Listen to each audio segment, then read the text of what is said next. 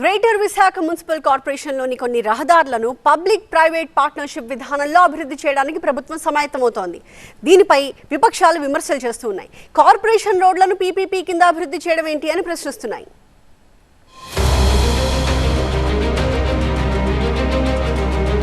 విశాఖ మహానగరం శరవేగంగా అభివృద్ధి చెందుతోంది. నగరం విస్తరిస్తోంది.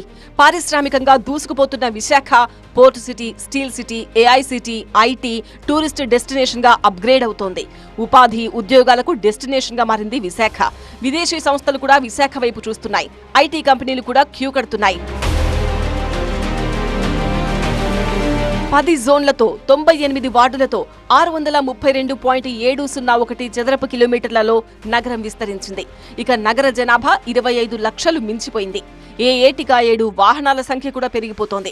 రోడ్ల విస్తరణ, అభివృద్ధి డిమాండ్ కూడా అదే స్థాయిలో పెరుగుతోంది. ప్రస్తుతం జీవీఎంసీ పరిధిలో 2954 కిలోమీటర్ల మేర రోడ్లు విస్తరించి ఉన్నాయి. ఈ నేపథ్యంలో పీపీపీ విధానంలో 88.35 కిలోమీటర్ల మేర రోడ్లు అభివృద్ధి చేసేందుకు కార్యాచరణ ప్రభుత్వం సిద్ధం చేసింది. హైబ్రిడ్ యాన్యుటీ మోడల్ హెచ్ఏఎంలో భాగంగా 10 ఏళ్ల పాటు ప్రైవేట్ సంస్థ నిర్వహించుకునేలా ప్రణాళిక సిద్ధం చేసి జీవీఎంసీకి పంపారు. టెక్నికల్ గా సాధ్యాసాధ్యాలు, ట్రాఫిక్, వీఐపీల మూవ్మెంట్స్ వంటి అంశాలను పరిశీలించి ఈ రోడ్ల అభివృద్ధికి ప్రతిపాదనలు సిద్ధం చేశారు.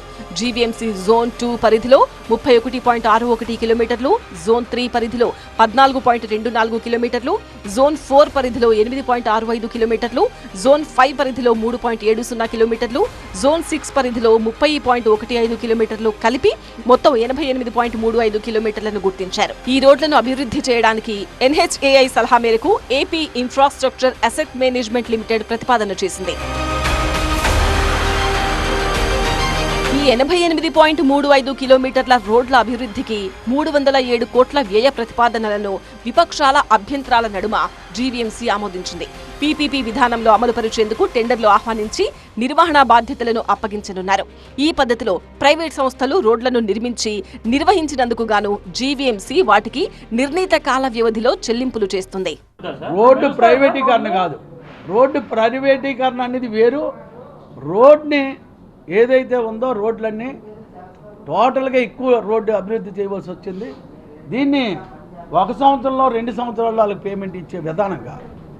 ఇది 10 years బాధ్యతతో ముందుగా వాళ్ళ చేత పెట్టుబడి పెట్టించి వాళ్ళ చేత ఇచ్చి దాన్ని బాధ్యతతో చేస్తున్నాం. కానీ ఇది ఎవరి కోసమో ఎవరో మెబ్బు కోసమో కాదు. ప్రజాస్వామ్యం, ప్రజల కోరికకి రేపు రాబోయే విశాఖపట్నం సమ్మిట్ ద్వారాగా జరిగే విధానాలకి అనుకూలంగా విశాఖపట్నంకు లింక్ రోడ్స్ కూడా ఏదైతే బీఆర్టీసీ రోడ్ నుంచి మనకి హైవేలకు కూడా లింక్ కూడా టోటల్గా పూర్తి చేయనందుకు ఈ విధానం తీసుకున్నాం. టోటల్ అద్మాసి అంతా మన మీద ఉంటుంది. రోడ్ అద్మాసి కూడా కాంట్రాక్ట్ మీద కూడా ఉండదు.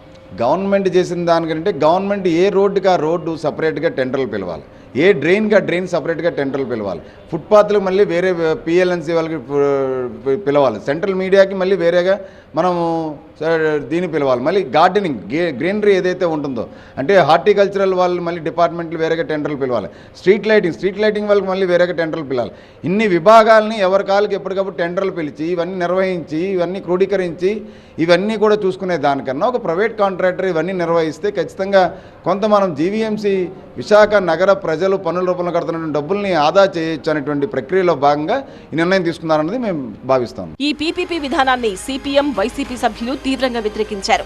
ఈ ప్రతిపాదన ఉపసంహరించాలని పట్టుబట్టారు. పీపీపీ పేరుతో జీవీఎంసీని ప్రైవేట్ లిమిటెడ్ కంపెనీగా చేస్తారా అంటూ ప్రశ్నిస్తున్నారు. రోడ్లను కూడా ఓఎన్ఎం కింద మెయింటెనెన్స్ కింద పీపీపీ మోడల్ ఇచ్చేయడానికి పెద్ద పెద్ద గుత్తేదారులు తీసుకొచ్చి మన ఆంధ్రప్రదేశ్లో అలవాటు చేయడానికి, అందులో విశాఖపట్నం తయారుగా ఉంది కాబట్టి మున్సిపల్ కార్పొరేషన్కి అమ్మేద్దామని డిసైడ్ అయిపోయి ఈ కూటమి ప్రభుత్వం దాంట్లో భాగం ఈరోజు పెట్టారు. దానికైతే మేము అందరం కూడా ఆమోదం తెలపలేదు. ఎట్టి బస్సులు ఇది రద్దు చేయాలన్నాం. కానీ మేయర్ గారు వైఖరి ఎలా ఉందంటే ఏదైనా ముందుకు వెళ్ళిపోవాలి, చేసేయాలి, విశాఖపట్నం అమ్మేయాలని. స్టీల్ ప్లాంట్ నష్టాలు పాలన చేశారు, తెల్లేనుగు మార్చిందనేటువంటి తొలనాడారు. అలాగే ఇప్పుడు విశాఖపట్నంలో ఉండేటటువంటి రోడ్లన్నిటినీ ప్రైవేట్ వాళ్ళకి 10 ఏళ్ల పాటు ఇచ్చేటటువంటి నిర్ణయం మున్సిపల్ కార్పొరేషన్లో పెట్టించారు వాళ్ళ యొక్క మేయర్ గారి చేత. రేపు మంచినీళ్ళ వ్యవస్థను కూడా 30 ఏళ్ల పాటు ప్రైవేట్ వాళ్ళకి ఇస్తారంట. ఆ తర్వాత అండర్ గ్రౌండ్ డ్రైనేజీని 30 ఏళ్ళకి ఇస్తారంట. పార్కుల్ని 30 ఏళ్ళకి ఇస్తారంట. ఆ తర్వాత 98 వార్డులను కూడా 30 ఏళ్ళు 40 ఏళ్ళకి ప్రైవేట్ వాళ్ళకి ఇస్తారు. అటు ప్రతిపక్ష నేతలు ఈ పీపీపీ విధానాన్ని తప్పుపడుతున్నారు. దీనిపై పోరాటానికి సిద్ధమంటున్నారు. ఇటు ప్రభుత్వం కూడా ఈ విషయంలో ముందుకే అంటోంది. ఇలా ఇరు పక్షాలు పట్టు మీద ఉండడంతో ఈ అంశం రాజకీయంగా ప్రాధాన్యం సంతరించుకుంది.